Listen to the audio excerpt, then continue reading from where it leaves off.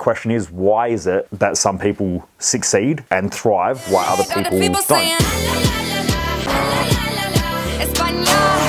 Michael, thanks so much for joining me today and talking about building my wealth. It's great to have you here. How are you? Good. A few questions for you. Firstly, what do you think are the most common issues that hold most people back from creating greater wealth? There's a shitload, especially in our society. Look, where do I start? This is hectic, but look, if I just had to break it down quickly, is if I ask you a question, where did you learn how to communicate or where did you learn how to talk? I'd say it'd be my family, my friends. So you take on all that and you observe what they do and then you start communicating. And for most people, wealth is exactly the same thing, right? You don't really learn how to walk. You don't really learn how to communicate. You just observe and then you act and do what everybody else does. Wealth creation is exactly the same for most people. So most people have observed how their friends and family have acted about money. And then a lot of people form their ideas on success, form their ideas on wealth, form their ideas on what money is, what money means, which really holds people back because the majority of people, number one, don't study wealth. Number two, they don't understand it.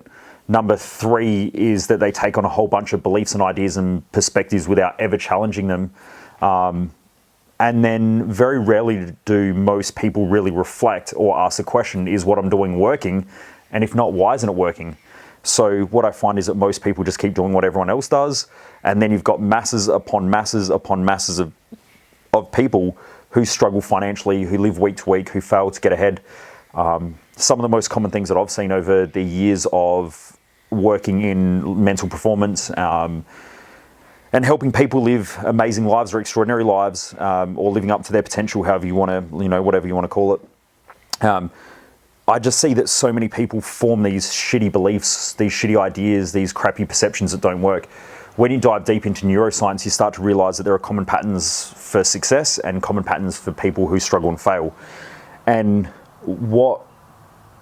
in order for us to understand anything, it has to be filtered through our brain. And when we look at the neurological structures and so on within the brain, your idea of success and failure, like my idea of success and failure, is based on a whole bunch of past perceptions. Those past perceptions come together and that creates our reality, or what we call reality. So every one of us all has a different reality. That reality then determines the way that we act, the way that we think, the way we behave, the way we feel today. And so if we don't have the results that we want today, what most people do is they think, well, tomorrow will be different. But you carry the problem from today over to tomorrow, which is you. We're always the greatest problem in our own life. We can blame the economy, we can blame the government, we can blame our shitty past, we can blame our parents, we can blame all that stuff should we choose to, but that still doesn't change the fact we're not where we want to be, and therefore something has to change. So we have a choice. We can keep looking back at the past and blaming everything else, or we can look at the future that we want, create a big mission, create a big vision, and then figure out how we get there. And what I do know is that every time an economy crashes, there are plenty of people who get extremely wealthy. But there are more people who will probably go bankrupt, who will lose their businesses, who lose their home, who are going to be put into financial hardship. And that's just the way that it works. The question is, why is it that some people succeed and thrive while other people don't? Now, it depends on how you want to live. I've always found, from the age of about 20 to 21, I had to really think, is this the life that I really want to be living? And if not, how do I create the life that I want? And who is already doing what I want to do? And then you learn from them. And I think so many people in our society don't think that way. They just think, well, I don't have what I want, therefore tomorrow everything will change, without actually going and finding out what is that difference. What is it that separates the people who just dream about life being greater versus the achievers who actually get out there and make their dreams come true. But yeah, someone's always doing it. We just have to learn from them, replicate it, and that's where my skill set comes in. Awesome. So how do people's psychology affect their ability to create greater wealth? From the studies that I've done, and I've gone down the path of trying to study health in as much detail as I can in the time that I've had available, and it's almost coming on 2 decades that I've been studying personal performance and personal achievement and success and wealth and business and, all of those areas of life that I think most people want to master. But from when I studied, neuroscience really opened my eyes, and so did studying physics. Now, by the way, I'm not a neuroscientist by any stretch, and I'm not a physicist by any stretch, but there are common laws and common patterns in those fields that once I started studying them, I went, whoa, shit, this is fucking hectic. So when you look at it, your eyes pick up light that goes into the brain structure. The brain structure then goes, shit, what does this light that's entering my eyes mean? So your brain then has to create a story, a belief, and a meaning out of what you see in the moment. The same as sounds. Sounds have a way that we can feel good about things. They can make us react. Because if someone says something to us that we've been reactive to in the past, or our past perception has caused us to react. Like when I was a kid at school, I got picked on for being a redhead. I had bright orange hair. I was a full-blown ranger. But if someone mentioned the word red, it would automatically trigger me because I assumed that they were picking on me. And so I remember being at school and throwing a chair across the classroom because all I heard was the word red and a kid looking at me, but he was asking another kid for a red pen, and I just assumed that he was paying me out. So I became hyper-reactive based on my past experience. Now, our brain is trying to interpret what all of our senses mean to us. And that's sight, sound, taste, smell, and so on, and touch and so on. And there are other senses as well, but they're the main ones that we think of.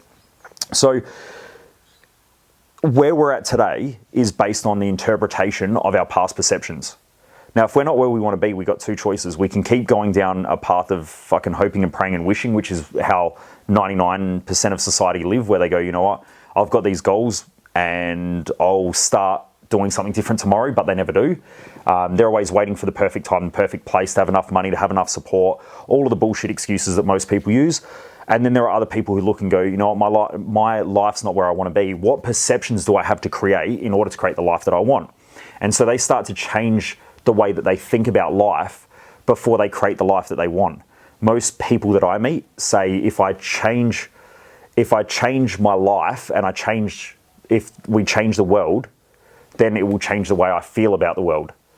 Now, that's 180 degrees the opposite to the way that our brain actually works. If we change our brain, we change the world that we perceive, which means the world changes in that moment to us. Okay, like when I realized that the majority of the time the kids that picked on me weren't picking on me because I was less or worse than them. They were just picking on me because either they were insecure, they were trying to get attention, fuck knows what reason. But when I realized that my self-worth had nothing to do with what other people thought, my whole world changed.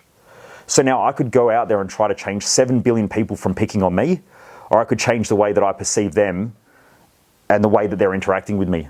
Which one's easier? I just decided to change the way I think about things. So our brain and the way that we think about the world around us, whether it's our friendships, our family, whether it's our wealth, whether it's our health, whether it's whatever area of life you choose, it is our brain that creates that reality first. And I have no doubt in my mind after studying those fields of science that that is the case. If we change our brain, we change the world that we perceive. Okay, we may not change the whole world, 7 billion people, but we change the world we perceive. So when it comes to wealth creation, if you're not where you want to be financially, you've got two choices.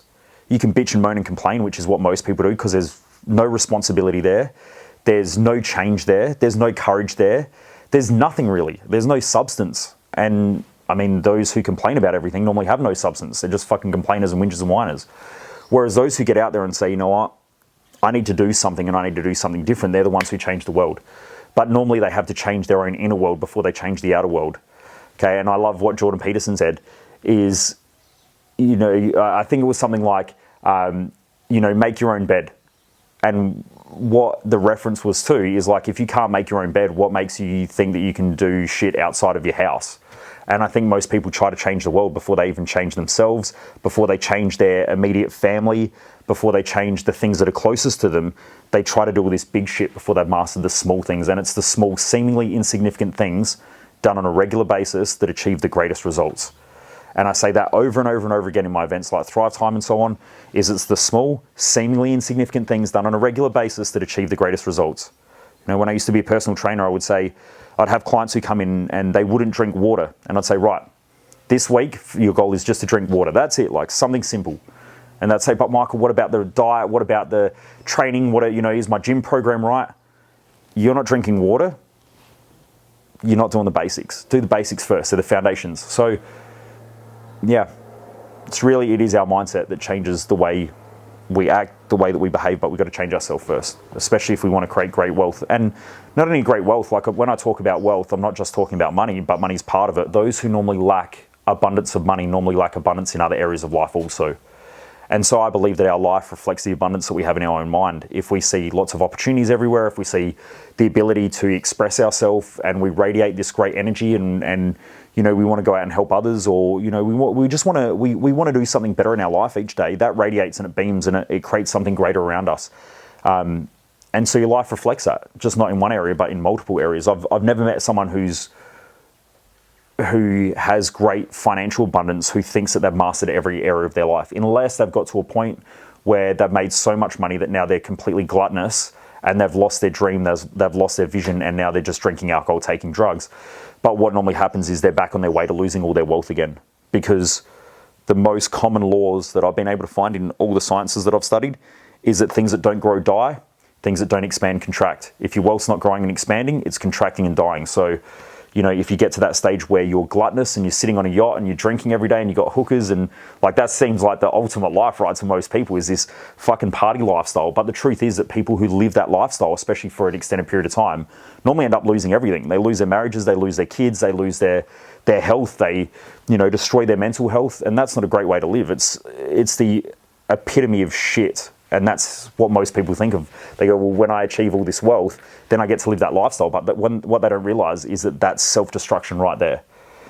When you've got a greater vision and a greater dream, like if you look at the greatest wealth creators throughout history, and I'm going to share this in some of the stuff that I've got coming up, and I talk about this at Thrive Time as well, that those who have a great mission and a great vision are those who keep expanding.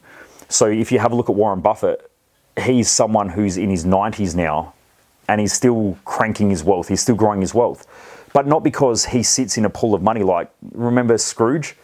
Do you remember the cartoon of Daffy Duck, where he's Scrooge McDuck? Yeah. And he jumps into the big pool of like money and coins and shit, and then he hits it and it flattens him, and he like, yeah. That's what most people think of. They think, well, when I have all this money, then, you know, I don't have to work anymore. I don't have to do anything. But again, that's the ultimate, I don't know, shitstorm in life. If you have a look at Warren Buffett, he makes money, but money's the exchange of value. Then he uses that value to buy other companies. Then he adds value to those companies, and those companies grows because he loves building businesses. And so he wants to just keep growing businesses. That's what he loves. So he's driven by a greater mission. You know, like I remember I've had people before say to me, you know, well, you're a millionaire, why do you keep making money? Because I don't have $1 million fucking bucks in the bank. Like, I wish I did, but I just don't have $1 million just sitting in the bank doing fuck all. That's in investments, which means I'm investing in other businesses.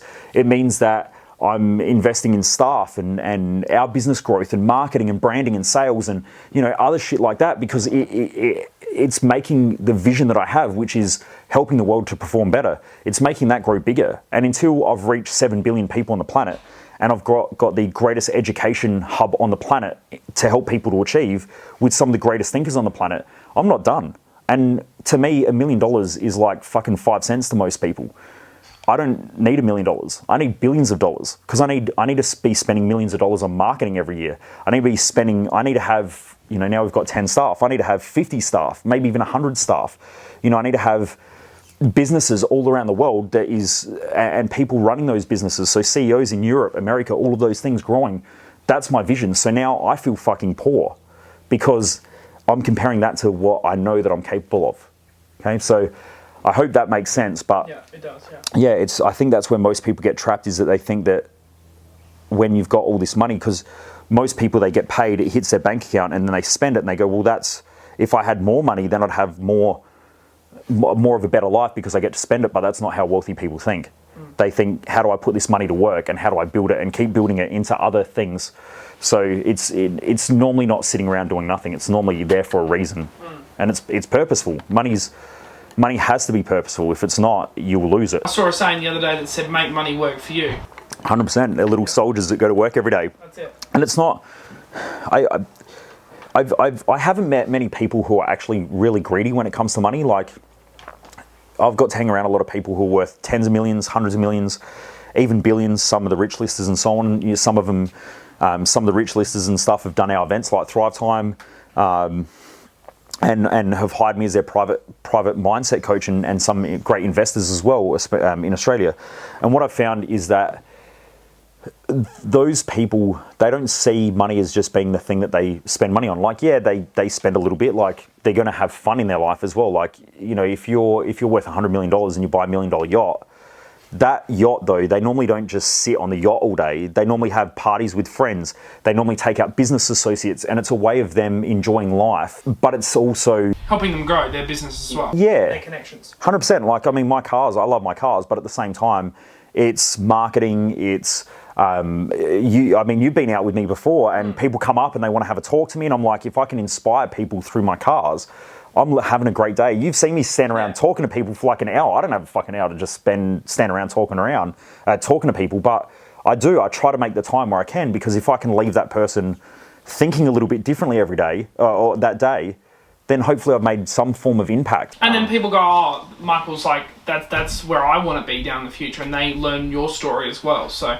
yeah, I mean, I know you've also been around me as well when kids have come up and had a look at the car, and I'll say to them, you were actually here at the house one day, and someone rocked up out the front. They saw me parking the car, and they came with their son and said, do you mind if he looks at it? And I said, yes, you know, sit in the car if you want. And the dad was like, oh, don't touch the car. And I was like, no, it's fine. You know, sit in it, because I was that kid. The reason why I have supercars is because as a child, I was that kid who looked and went, I want to have one of those one day. But people around me did the same shit that happens to most people, right? You've got to be born rich in order to have shit like that. Well, I wasn't fucking born rich. So I wanted to know how I could get that without being born rich. I heard other things like you have to do really well at school and you have to get a good education and go to university in order to have stuff like that. Well, I was dumb as shit. I was put in special classes. When I say dumb as shit at school. I knew that I was intelligent in a way, but I was also very inquisitive. And that's, I guess, what's got me to where I am, because I just want to keep learning. Like, every time I know something, there's more that I don't know about that topic, which then makes me want to keep learning. So I think that that's also something that a lot of people don't have. I've met so many ignorant people who go to university or go and study a topic, and then they think that they're fucking experts at something. But the truth is, I've never come across anyone who is great in their field. Like, I'm talking the best of the best who thinks that the sun shines out of their ass in any field of science, because in science, the great Albert Einstein once said, today's facts are tomorrow's fiction. Like, we're always looking down that fucking rabbit hole that never ends. It's always changing. It's always changing. There's always new information. There's differences of theories that are clashing, and that's great. That's what makes people think, and that's what I love to do. Is I love making people think. You know, I think the worst thing that you can do in life is not think. And when I meet people who are like, you know, I get home from work and I smash a bottle of wine every night, or I smoke weed to chill out, or, you know, I take all this pharmaceutical medication, which is essentially numbing medication, and I've got nothing wrong with taking medication or whatever. You know, I'm not for or against it. There's a purpose for it. But, you know, when you're using shit to numb yourself, to stop you from thinking, that's a fucking problem, because your brain's trying to get you to think of things for a reason. Now, if you're not where you want to be and your brain's not thinking, then you're going to stay stuck in that same reason, go around in circles, because that's not where you want to be. It's what you're saying about wasting time. How much time would you waste having a bottle of wine or taking drugs or doing something like that when you should be putting it back into yourself? And again, I've got no problems with that, because I'm quite happy to have, I had last Friday, we finished and had a glass of wine, and I'm fine with that. But there's a time and place for things, and it's up to you to decide if the drugs, alcohol, you know, that shit are using you and it becomes something that you need, then that's a problem. Like, I meet a lot of people who go, I just have a glass of wine every night after work. Well, why do you do that? Well, I do it to relax. Well, why do you need alcohol to relax? Like, can't you relax without alcohol? That's now you're relying on that. Whether people want to admit it or not, I would say that the most people, especially in Australia, are fucking alcoholics. That's how we're known across the world. The beer drinkers, the wine drinkers, alcoholics, yeah. Yeah, I think a lot of countries are like that. Yeah. You know, I would say Germans are like that. The English are definitely like that. Yeah. But yeah, you know, that's okay, but it's not going to get you to where you want to be. You know, I've never met anyone, and I meet plenty of people who work in the finance industry, and I've worked with some of them as well, some of the great people who work in this country in the finance industry, investment bankers and so on, and I've never met someone who says, do you know what the key to my success was? Drugs and alcohol. Yet when you meet a lot of people who work in that industry, they're like, I drink a bottle of wine at lunch, and then I drink a bottle of wine at dinner, and then I use cocaine to fucking keep me up. Yeah. And, you know, I'm smashing it because I've got all this shit. And you go, okay, We'll see where you are in 5 years. And you look at stories like Jordan Belfort and The Wolf of Wall Street. Like, that guy was crushing it, so much money, but at the same time, he fucked up everything. And that's, most people are so short in their thinking. They think, if I do a line of coke now, then I'll be able to get more work done. Well, that's great, but then tomorrow you're going to need more coke because you're going to feel shit as well because you've raised your dopamine levels. They're going to crash. When they crash, you're going to want more because you feel like shit. And then so now over time it becomes this reliance on it, and most people won't admit that that's the case. But after a while, it just becomes almost like a necessity that drives their behaviour. And it's who they are. Yeah, it becomes something that they need in order to achieve. And they might achieve a lot of stuff. Like, I've met plenty of people, and like I said, I've worked with some of them where they come to me and they're like, Michael, this is where I'm at. And I go, fuck, I wish you would have come to me 2 years ago before you fucked up everything and lost all your money. Yeah. But on the way up, it always looks great. Yeah. It's when it comes back down, that's a problem. I think one of the worst places you can be is once you get cocky and arrogant, there's only one way, and that's down. Yeah. You know, on the way up, it feels great, but on the way down, it feels like shit. And the high, the low, the low. I just think that if you've got a great mission, you've got a great reason, then you'll find ways of doing things long term. And most people know that long term alcohol isn't a great strategy, and most people know that drugs long term aren't a great strategy. It's just that they're living in the moment, or they're waiting for next week or next month or the end of the year because they think that if they can just put all this energy and effort into achieving something now, that this year will be better. Yeah. And that's not the truth, because I think that's tomorrow's problem. That's like, it's and thinking. And also, the only time that exists, if you study physics, the only time that exists is the present. The future, and this is neuroscience, and I guess you could combine the two together, which is what I like doing. The future is just a whole bunch of perceptions and fantasies and ideas around what we think we're going to do, how it's going to act, but it doesn't exist. It's just in our fucking head. The world can end tomorrow, yeah. It could, but then also, like, you look at the past, and the past is just a whole bunch of memories. But memories, if you look at psychology, the studies that have been done on memories is that 50% of all memories are false memories. So we make shit up and we assume things. So if our past is a whole bunch of unbalanced perceptions with a whole bunch of made up assumptions and shit like that then drive our behaviors today, and then the future is a whole bunch of fantasies and delusions and shit and ideas around what we want in the future, the only thing that we can do right now is act in order to get that stuff in the future, or act to move us in a different direction from the past. But it's only the present moment. When people say, I'm going to wait till Monday, well, if you can't make a fucking decision now, what makes you think you're going to make a decision on Monday? Yeah. It's a shitty strategy. And I see this all the time. And I think one of the biggest hindrances to most people's success is that they think the future is going to be different than their past. But most people are so fucking predictable because they never change anything. They just keep doing the same shit, hoping that things will change. You know, every week I meet people who say to me, Michael, I want to change my life. And I go, cool, this is what you need to do. And they go, oh, let me think about it. What, because you haven't had 40 fucking years to think about your life, and you haven't had 40 years to think about the way you do things? Yeah. You know, and it's not... A lot of people think that if I have more time, I'll make a better decision, but you never need more time to make a better decision. You need better information to make better decisions. Yeah. That's all that it is. Yeah. Okay, but it's a shitty strategy. It's the same thing that most people learn from their parents, that then they learn from their parents. You know, whenever I feel uncomfortable, I just need more time. But you don't need more time. You need to act, and the way to act is that you need to have the right information to act. Yeah. It's that simple, really. So why do you think financial freedom is bullshit? Financial freedom is bullshit. And it's bullshit because if you've got a proper vision, and you've got a proper mission, and you're serving a purpose in life, and you understand your values, and you've got clear goals, as you grow, your need for wealth grows. Okay, because capital, really, money is an amplifier. That's all that it is. It amplifies shit. So it's going to amplify your shitty habits, and it's going to amplify your good habits. So say I give you $100, yep, and you can't save $10 of that $100. Yep. What makes you think that when I give you $1,000, you're going to save $100? Well, you're not. And then, so what happens when I give you $1 million? What are you going to do? Piss it all away. 100%. And that's exactly what people do when they win the lotto. A very small percentage of people actually better their lives from winning lotto. The majority of people who win large amounts of money, it amplifies all their habits, it amplifies their thinking, it amplifies their behaviors, it amplifies their emotions, it amplifies their insecurities.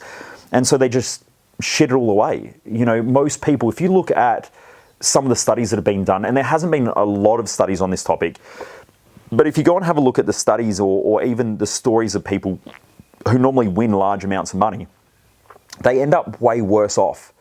Because the first thing is that when you win money, the majority of people in our society are addicted to other people's opinions for their own self-worth. So the first thing is that if you go out to a restaurant and you get a shitty meal, the majority of people won't tell someone that it's a shitty meal. They'll just fucking eat it. And then they'll complain and bitch and moan. Yeah. Because they're afraid of someone else judging them or afraid of upsetting someone or criticizing.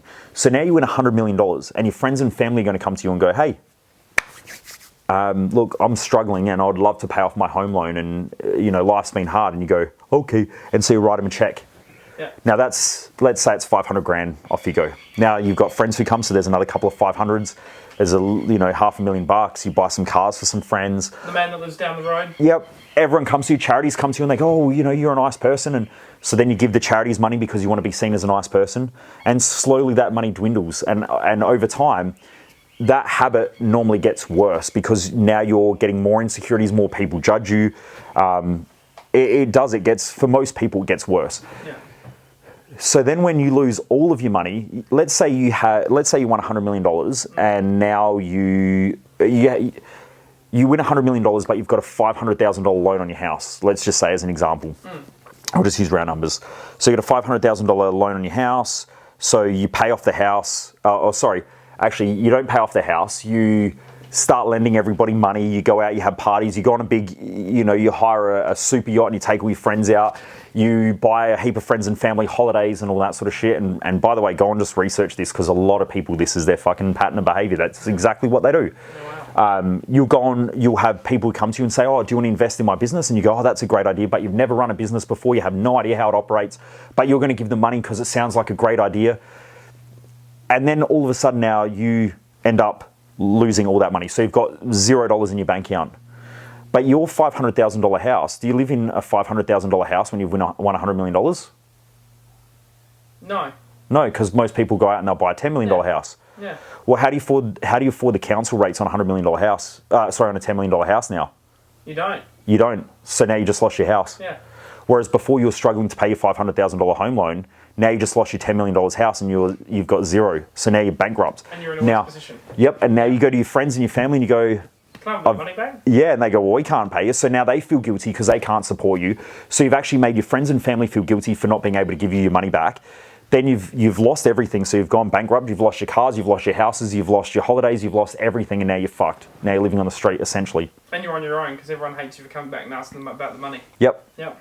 And what you'll find is that the charities who ask you for money, they're not there. They're not helping you out. The money. That money's already gone. Yeah. Now I know that a lot of people don't want to hear that, but that's because they buy into a delusion of fantasy. But this is the shit that happens. So, yeah, financial freedom is bullshit because if you are, the more money you make, the more responsibilities you have. It is that simple. The more money that I've made, the more I've got to worry about accounting, legal, taxation. They're responsibilities. You don't pay any of those things and you have problems. Big problems, yeah. Big problems. Then as the business grows, you've got more staff, you've got more staffing issues, you've got to grow, you've got to figure out management, there's so many other things that you need to be responsible for. I would say that when I had less money, I was less responsible. The more money I make, the more responsible I have to be, and the more responsible I have to be in this business as well, because the more people fucking rely on me. Yeah, it's just that's the way that it is. Yeah. So with vast amounts of wealth comes vast responsibilities, and just most people don't want those responsibilities. They think that with more money, they have less responsibilities, and they go, well, I won't have to work.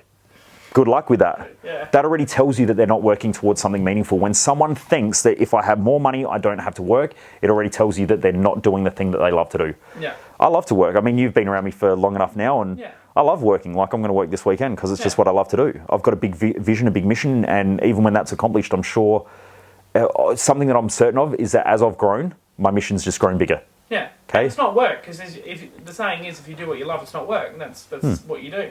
Yeah. There's always things during the day that I feel like I need to get done that I don't really enjoy, but at the same time, it's building towards a greater vision and a greater mission, and that's what drives me. Yeah. And I think unless people build that, that's the thing that they will never really get ahead financially, properly anyway. That's the same with everything, though. You love certain things, but then there are elements of it that you just don't, but you got to do it because you love doing it. You know what I mean? Totally. Yeah. Yep. Yeah.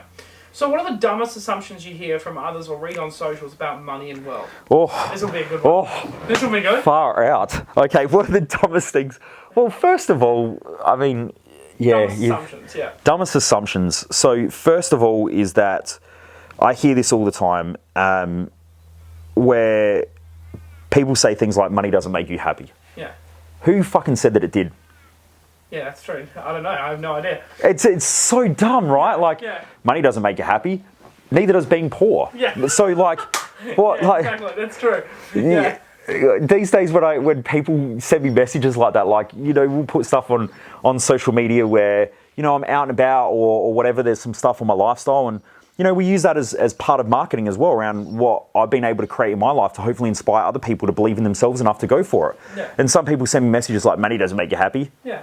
Okay, cool. Like, someone commented on one of your videos recently and was like, yeah, he may have the McLaren, but I don't know if he'd be happy. And someone responded and said, he looks pretty happy to me. yeah, it's spot on, right? Though, Yeah, like, yeah. I can tell you right now. I drove. We'll have to do a video on this, but I drove around. When I was younger, I always had sort of cars that I could afford. Yeah. And when I say afford, was that they stretched the shit out of my savings because I was thinking like a low to middle class money earner, which is if I just made more money, then life would be easier, which isn't true. Yeah. So I remember when my first car was a Datsun Bluebird that I had, and I did it up, and I love the car because I did it up. I bought it when I was 15. I started working when I was 13 because I knew that at 16 years of age, I wanted to have my license and I wanted to drive because I loved cars. I still don't have mine. What's that? I still don't have mine. Yeah. So, it was something that I love. So I got this car, I re-sprayed it all, I built the engine with my dad. You know, I bought multiple parts for the car, put rims on it, lowered it, like it was my thing. So I'd rock up at school and I felt like the king of the world because I had this fucking sick Datsun. But that was my thing, right? And then after that, I ended up going out and I bought this Toyota Celica that was with the pop-up headlights, you know, from the 90s. And it was absolutely immaculate. I'd wash it every second or third day, like I still do with my cars, right? Is that like if I'm taking that out, it's my pride and joy. It means something to me, and it shows my hard work and my effort and my energy and so on. And so I had these cars, and then I bought this Statesman Caprice where I had massive gold, chrome rims on it. It was lowered. I used to get defected all the time. The cops, like every week I'd go out, the cops would defect me. And, oh, it was just an absolute nightmare. But I got to this point where I went, you know what, shit, this is costing me more. Like I make all this money, and then money just goes out the door and I'm broke again. And then I make more money and then I'm broke again. And I make more money and I'm broke again. I can't seem to get ahead. And so I said to my now wife, Jess, I was like, look, this is bullshit. I just need to sell the cars. And I went from always having nice cars to driving around in her car that she bought a 2003 Hyundai Getz, which was her first car. And it was the only car she's ever had, right? Apart from now she's got, you know, a new car. And so I just drove around in that. I'd rock up to business meetings with, I remember this one day, one of my clients who was a big property developer, he said, come to this meeting. I was working with him as his private coach. And I rock up and I had this cheap and nasty suit because I used to think that everyone who was successful had to wear suits and ties and shit. So I'm wearing this suit. I never wore a tie, but I wore this cheap as shit suit that wasn't tailored. And I go to his offices and I park the car and I drive in the driveway and I'm like, fuck, where do I park? There's like brand new Aston Martin, Lamborghini, Ferrari, Lamborghini, and I'm like, oh shit, I might as well just park it next to the Aston. So I'm reversing this little 2003 Hyundai that's been left out in the rain, and I still used to wash it and keep it clean. But I just drove around in that for like 5 or 6 years because I thought I'm not gonna buy another liability that's going to take money out of my pocket every week and not help me to get my mission and my vision and where I want to get to. Yeah. And so, yeah, that's what I had to do. But now with my cars, that's a reminder of the self-belief that I have to have. So when I walk out into the garage and see the cars, I look at that and I'm like, keep believing in yourself, dude. Because that's the thing that always used to drive me, was it was just my self-belief that I could do it. Yeah. And I think a lot of people like that, like, I can do it and I can do it. And I don't know what I'm capable of. I know what I'm capable of today and I'm doing my best. Some days are better than others, and you know, I have shit days and I've self-doubt and I'm the mindset expert. So I assume that most people are way worse than what I am. Yeah. But the cool thing is that, yeah, it's that self-belief that drives us. But anyway, coming back to the question about shitty beliefs, you know, just I hear stuff like money doesn't make you happy. That's just it's a shitty fucking belief. No one ever said that it did. But what I do know is that if I had to be poor and I got to be rich, I would much prefer to take rich because money gives you options. That's essentially what it is. But if you're a fuckhead without money, you're a bigger fuckhead with money. It's that simple. Or if you're a fuckhead and you're rich, you're really poor because you're just going to piss it all up against the wall. Totally. Yeah. So it's just an amplifier of who you are. If you're a kind person without money, you're going to be a kind person with money.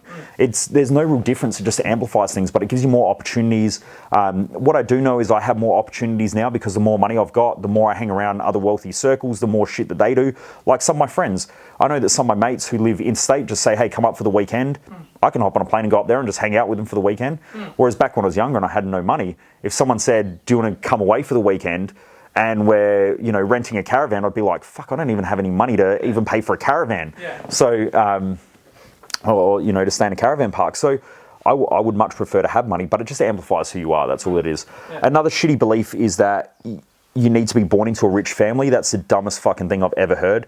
Because if you actually go and do your studies instead of being a brain dead, ignorant dick, which is what a lot of people are who say this shit, the majority of people who create vast amounts of wealth aren't second generation, aren't third generation. Yes, they're out there. Yeah. But at the same time, if they're not expanding and growing, they're shrinking and contracting and dying their wealth. They're killing their wealth. So you have a look at extremely wealthy families who pass on that wealth to the second generation. If they haven't learned how to utilize money, they'll fucking destroy it all. Yeah. I've worked with third and fourth generation people, and I can tell you right now, when I hear people who say, oh, they're lucky because they inherited money, you reckon that inheriting your great-grandfather's money, that now you're the fourth generation person to inherit, let's say, 50 or 100 million bucks, you're either going to end up building upon that and building your self-worth because you go, I built something greater than what I was given, or you're going to go backwards and feel like the world's biggest piece of shit because you were given an opportunity that you fucking destroyed. It's a huge burden. 100% it is. Yeah. It's massive. Yeah. Because you've got the guilt of the family and everything like that. Imagine you having brothers and sisters and me saying, you've got 50 mil, you've got 50 mil, you've got 50 mil, and then your brother ends up turning that into 200 million and you lost it all. You're the fuckhead that's got zero. You're a piece of shit. Yeah. And you know it. Yeah. So how do you handle that? And it's a massive stress. And fortunate enough, I've had a couple of people who've come to me who have inherited large sums of money and said, I need to work on myself because if I don't understand how to handle this and I don't understand the challenges that I'm going to face, I could lose everything. Yeah. And I don't want to do that. This is family money. Yeah. And I want to grow. I don't want to be the person who destroys it. There's also the third generation curse. The first generation normally makes it.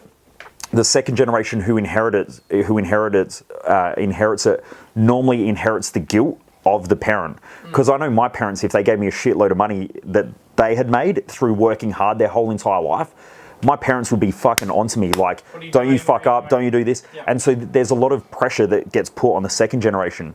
But when there's grandkids, the grandkids normally get over supported and nurtured because the second generation who are now parents, they go, I don't want you to take on the stress and the pressure that I had from my parents. So I want you to go and live the life that you want, but here's the money to do that. And so they start feeding the person a lot of money. So there's a third generation curse that normally the third generation is normally the one who destroys it all. And they don't know the value of money either. Yep. Because they're just being handed out all the time. It'd be like anyone. If you gave me $50 million, I'd go, 50 million. I wouldn't actually know what the value of 50 million is because I haven't had to work for it. I'm never giving you $50 million. I'll put it all in crypto, so don't do that. You're going to put it all on sports bet. All on maths. Yeah. Dude loses $50 million at the casino the first night that I've given it to them. But yeah, so that's another stupid thing that I hear. Whether you like it or not, money is the exchange of value. If you don't value the money that you're given, whether you inherit it or not, you'll lose it. And if someone can't take $1 and save 10 cents, and someone can't take $1,000 and save 100, or they can't get 100,000 and save 10 grand. When I say save as well, that means save and invest. If they have a shitty strategy for money with a small amount, they're going to have a shitty strategy with a large amount. Yeah. And you're going to lose that large amount way faster than what you will a small amount. I would much prefer to struggle and build my wealth than be given a large sum of money and have to figure out what to do with it. Yeah. Also, you've got to imagine that all the sharks come out as well. Like when you inherit money, everyone else tells you what you should do with the money and you have no fucking idea. So you start listening to other people who have no idea and you start building those habits. So there's all those things. I think a lot of people are always waiting to have more money, but that's also pretty dumb. You know, I meet people every day where they'll come to me and say, Michael, I want to do stuff. I want to change my life. I want to better myself. I want to build a business, and we've got all the tools to do that. And I say, here's what you need to do. And then they go, oh yeah, I just don't have the money. Well, how do you think you start a business? Yeah. Do you start a business with money, or do you start a business without money? The majority of really good entrepreneurs start it without money. And what I say to the marketing team consistently, and you've been around this as well, is I'll say, you start with $0 ad spend and you use the database that we have available, and you earn the money in order to put back into marketing. Yeah. Because that's how I built our business. If you start with zero and make $1, you reinvest that dollar back into marketing. Then you generate $10 and you reinvest that back, and over time that grows. Yeah. If you have a strategy, and I see this a lot, where people go, I've worked really, really hard and I'm going to take that money, and now I've got $20,000 that I've saved and I'm going to start a business. And I'm going to spend $20,000 on marketing, and I'm going to hire a couple of people, and money's gone. Yeah. So quick. That's what happens with a lot of people. So It takes forever to earn it, but it takes a minute to spend it, doesn't it? totally, and you can spend it way faster than what you can earn Oh, it yeah. the majority of the time, unless you're doing something crazy, or there's a massive bubble happening, which can also happen. But wealth creation is a lifelong commitment. It's not something that happens overnight. It's something that's a lifelong thing. The investments that I make today are a lifelong thing. I'm not thinking about getting rich by next year. I'm thinking about like where I'm going to end up at the end of my life. The average life expectancy in Australia is about 84 years of age, depending on what you read. But last time I checked, it was about 84 years of age. I'm thinking about how I'm going to end up. So I go, if I invest in this today, where am I going to be in 5, 10, 15, 20 years? I'm not thinking, am I going to be rich by tomorrow? Because if you do that, it'll go up quick and it'll crash quick. And anything that inflates quick normally depresses quick as well. So you just got to be careful of those things. Yeah. But also there's a risk to reward ratio. Like the higher the risk, the higher the reward. Most people though are willing to do a high risk, high reward because they're trying to get rich quick. But the problem with that is that the majority of people are going to lose money. And that's the strategy. And big investment banks and shit like that are planning on that to happen. Yeah. Okay, they want people out there to do stupid shit. Yeah. Okay, because they're the ones who have all the algorithms and all that stuff, and all the computer systems that are trying to read market trends and all that stuff. And people like me and you are trying to compete with those data analysts and some of the smartest people on the planet, and the computer systems and the quantum computing that they're using, or the computer systems that they're using that are all trying to read algorithms, pick market trends, and we're sitting there going, fuck, I don't know if the market's going to go up or down today. Yeah. You start doing that shit and become a day trader, you probably... I would, if I was a betting person, which I'm not. I think I've put $2 into the pokies, and that's the most that I've ever bet, because I just don't. I'd rather invest money than gamble money. Yeah. But if I was a gambler, I would put more money that person is going to end up mentally stressed, mentally burnt out, and probably with not a lot of money. More than I would that they're going to get rich from strategies like that. What drives you to create greater wealth? My mission. It's exactly what I teach. Yeah. Those with great missions live a great life. Those with short-term vision, short-term thinking normally don't have a reason to do anything.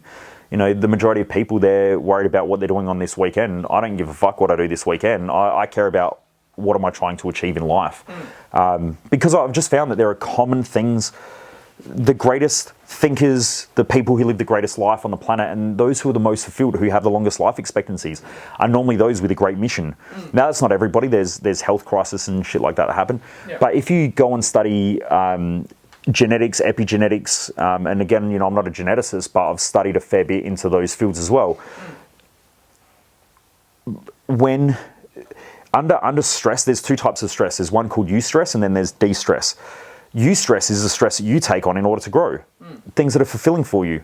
I love exercise. When I exercise, that's eustress. It's a stress that I'm creating for myself in order to grow and expand. So that's good stress. When you take on eustress, you're more fulfilled in life. The more you take on eustress, the more you grow, but the longer the life expectancy. The more you're under consistent distress, which means you wake up in the morning and go, why the fuck am I doing this? And then your whole day is just, why the fuck am I doing this? Why the fuck am I doing this? I hate this shit. I don't want to do this anymore. The more you live like that, and the more you have criticism, regret, shame, guilt, fear, all of those things, the faster your telomeres shrink. Okay, and that's part of your. To sum it up quickly, they're short little dangly things on your DNA. But what it's shown is that those who normally create larger amounts of wealth also have longer life expectancies. Yeah. And if you go and have a look at countries with a high socioeconomic status, they also have. There's a correlation between that and life expectancy.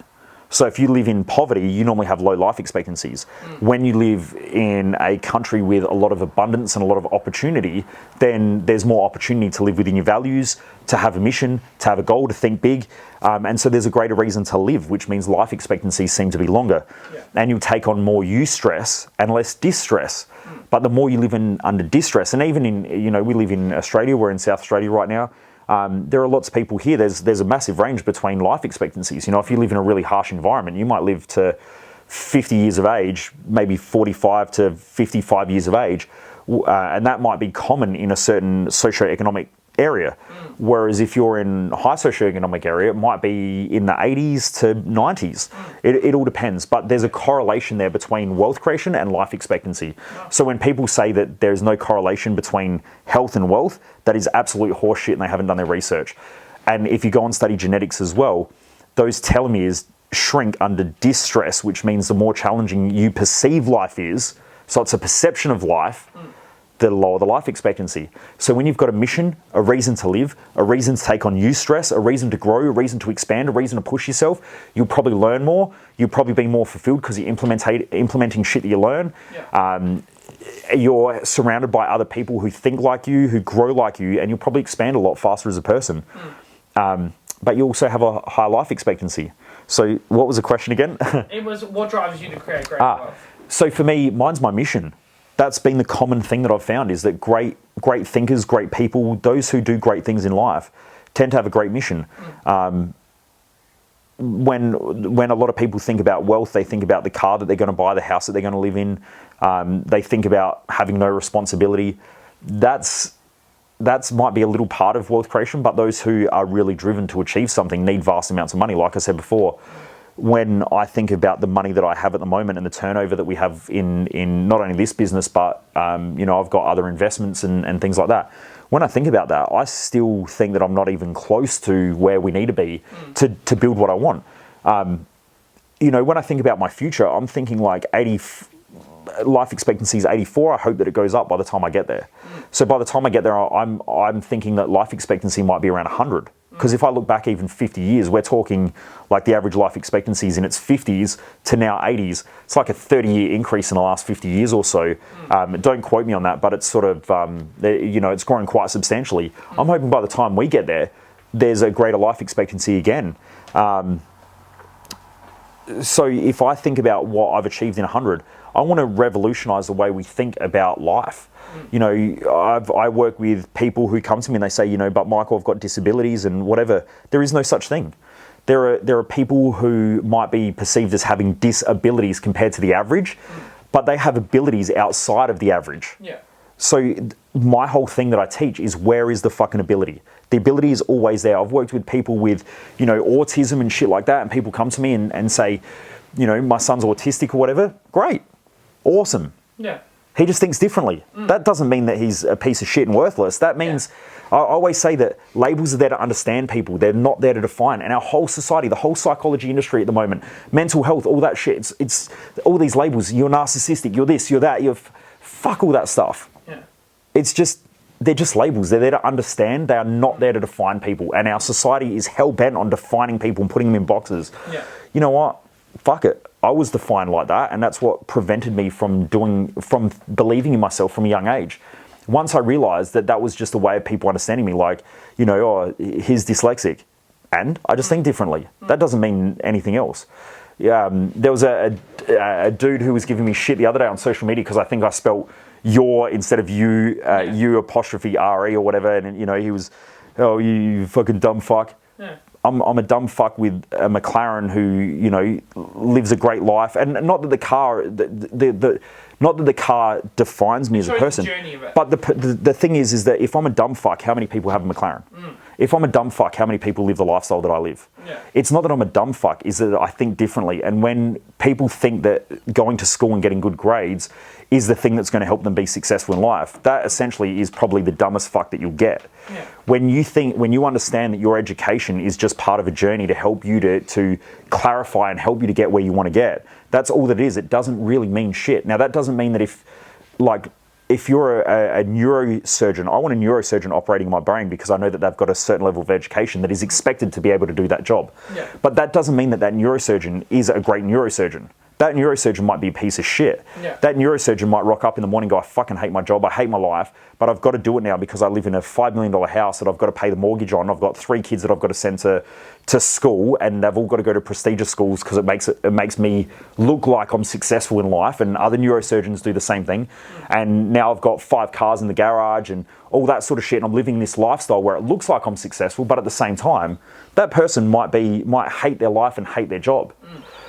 The best of the best in any industry, the top 10%, love what they do. They want to grow. They're inquisitive. They want to learn.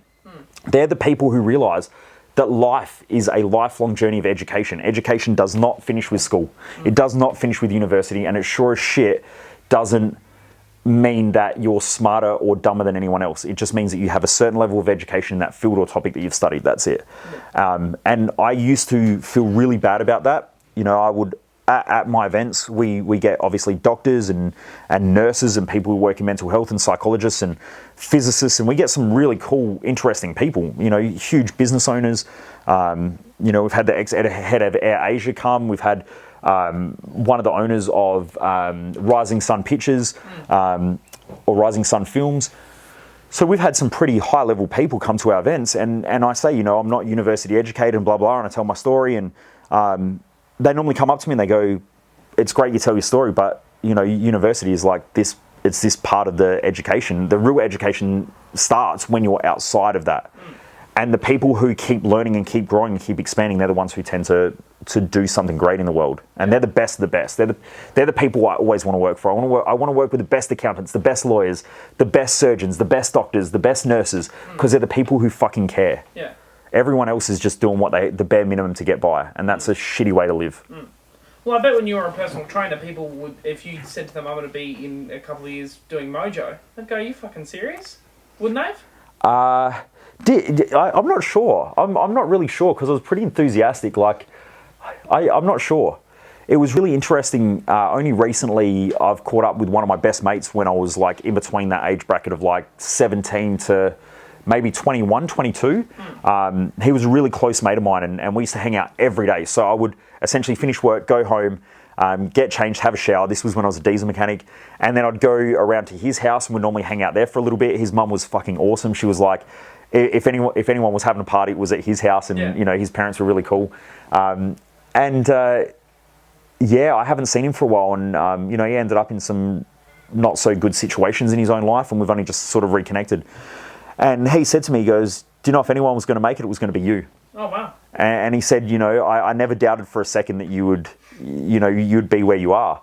And I went, that was pretty cool. And then I caught up with my other friend, Josh, who some of you have heard the story where my best mate at the time, his niece was killed in a car accident. That's my mate Josh. And only recently we just got in contact again through that other friend, because we're friends with the same group. And you know, when I saw him, I haven't seen him for like 10 years, and he just gave me the biggest hug, and he's like, man, I love you, brother. Like, I've missed you. And anyway, I had my R8 there, and I said, look, I'll take you out for a spin, because he's a car guy as well. Yeah. And he gets out the car and he just said to me, he goes, mate, I never doubted for a second that you would be somewhere pretty cool in life. Yeah. And I went, wow, other people could see it, but I couldn't see it. And I think in our own lives, and I know this because I see it at events, right? I see other people's greatness, but other people don't see their own greatness. That's why they doubt me. Yeah. You know, I'm on the phone doing sales some days, and I can hear what people want, and I can hear their enthusiasm, but I can also hear their doubt and their fears and their worries and their concerns and their stress and what their friends and what their family are going to say. And I'm trying to inspire them to take action and push against that shit. But then, you know, because of their doubts consume them, and that's the thing that stops them from doing anything great. Yeah. You know, it's not that. What I know is that achievers don't get rid of their fears. So there's all this shit out there like, get rid of your fears. You don't get rid of your fear. You never get rid of your fear. I'm scared shitless every day. I'm scared shitless because there's so many things that could go wrong as my business grows, as my lifestyle grows, all that stuff. Yeah. But what I know is you just develop your own courage. And the more you develop your courage, the more you develop your self-belief, the more you develop your enthusiasm and that stuff, and that starts to build over time. And so you can start making bigger decisions that you believe will work. Yeah. And you know that if it doesn't work, you'll make it work. Yeah. You got to. You have to. So, yeah. So you've 1 minute to teach someone something awesome about creating greater wealth. Yep. What would you say in 1 minute? 1 minute. Time is on. Okay, look, if I had to give 1 minute and I had to teach about wealth, number one is if you don't believe in yourself, no one else will. So stop waiting for everyone else to tell you that it's okay to do shit that you need to do to grow. Number one. Number two is stop listening to the masses. Close the fucking newspaper. Don't put on the TV because they dramatize all the shit that happens. When markets go up, the media jump on it and tell you that all these people getting rich. And if you're not onto it, you'll feel poor, and which then will make you feel like shit. When the markets drop and come back down and have corrections, they will overemphasize that all these people are losing money and losing their jobs and all that stuff, and it freaks the fuck out of people. The truth is that markets just have an average growth cycle that they just go through and they need to correct. And there's always going to be bubbles because most people just follow the crowd. You don't want to be part of that crowd. You want to know where markets are going and you want to understand it. So therefore, study it. Don't study the fucking media. Number two. Number three is that one day you're going to die. So if at the end of every day you're not moving closer to something that you want in life, then change it, because what's the point? Exactly right. So I know that at the end, when I go to bed at night time, I'm a day closer to death. I want to know that I've used this day wisely in some way, shape or form. Now, not every day is fucking great, but what I do know is that there's always learnings in that day that can make tomorrow better. So that's how I live my life. And I think that too many people are waiting for like, oh, next year I'll do something different. The year, whatever. Just keep moving towards. And another one, I know I'm probably going over a minute, but I'm going to keep going anyway. I like how I talk fast as well. I can talk fast because I think that that's going to help me get it all in under a minute. But I think the other big thing as well when it comes to wealth creation is don't try to do things in too short a time frames. Everything's a step and it's a procedure, and you've got to learn what you've got to learn in order to grow. What I see is that too many people are trying to get rich quick. When you try to get rich quick, you're going to be broke really quickly as well. So what goes up has to come back down, and normally they go at the same speed. So every about 10 or so years, every 10 to 15 years, we always have new bubbles, and then we have massive market corrections. Normally they say it's about every 8 years, but that's not what I'm seeing at the moment. But you'll get big bubbles. Those bubbles can make people overconfident. When those people are overconfident, they'll normally be shamed as well, and those people will hide when markets crash. And I shouldn't even use the word crash, because they don't crash, they correct. And normally they overcorrect. So if that's the mean or the average line, I need to do it into the camera. If that's the average line, some markets will go up like that, and then they'll overcorrect and they'll go down. You want to buy here. I think it was Warren Buffett said, the financial markets are the only place where everything's on sale and people refuse to buy. It's pretty simple, right? That's true, yeah. So you want to follow great wealth creators and great thinkers around wealth. Don't follow the masses, because the masses are normally just following each other. Thanks so much for your time today, Michael. My pleasure. Thanks for the advice. Awesome.